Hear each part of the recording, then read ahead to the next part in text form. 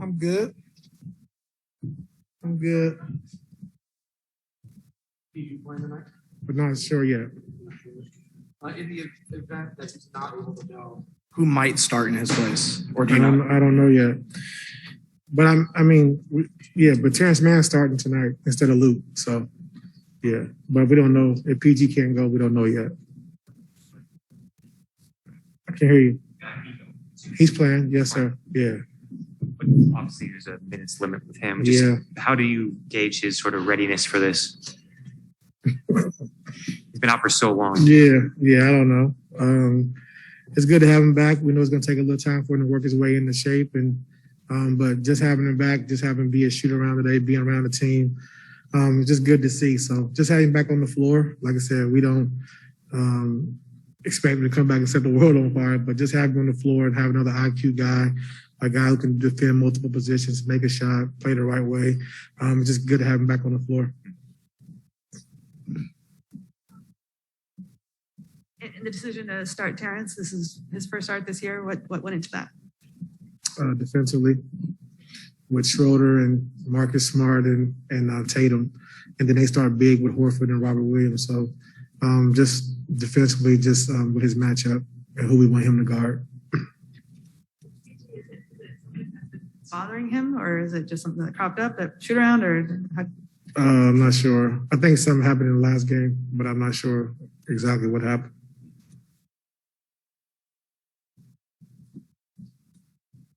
You earned a lot of praise in the preseason from the general manager survey where they talked about your adjustments. But in the last couple of games, you've gotten a lot of praise for your play calling, the way you've countered what teams want to do, Portland and the Lakers. Does that sort of acknowledgement from whether it's people on social media or your peers, how much does that matter to you to be seen as a tactician of that degree? I think I could be better. I haven't really been a great tactician this year with this team.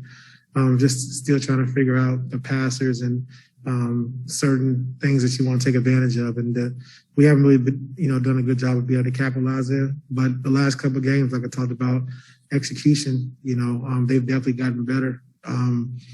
And so the same thing happened last year early on, just, be able to be patient, putting the guys in position, who's going to be the passer, who's going to be the cutter, things like that. But like I said, it's good to hear, good things about you all the time. I really don't look at social media and things like that, but you can hear, people tell you certain things. But, it feels good. And like I said, I got just continue to keep getting better with this team. It's a different team for me, so just looking at different situations. But the last few games, down the stretch, they have really done a good job of just, taking advantage of, what we're drawing up in the out of timeouts. And so they've been doing a good job executing it. Ty, we got to see Jason doing some dribble drills and shoot around. How has his progress been, and what have you seen out of him, even though obviously he hasn't played? Like, what have you seen out of him mentally from the sideline? Just working, continue doing he's doing his weights. I think he's progressing very well. I've had his 9-week checkup, I think, yesterday. So he's progressing in the right way. So that's good.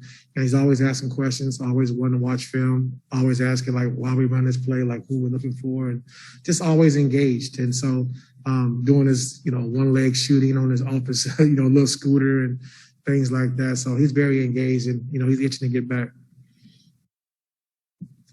Ty, we haven't seen Justice play in a little while. I'm just curious what you're getting out of the forward rotation now that's, pushing him to the bench. Okay, can you say it again? Justice hasn't played in a little while. Mm-hmm.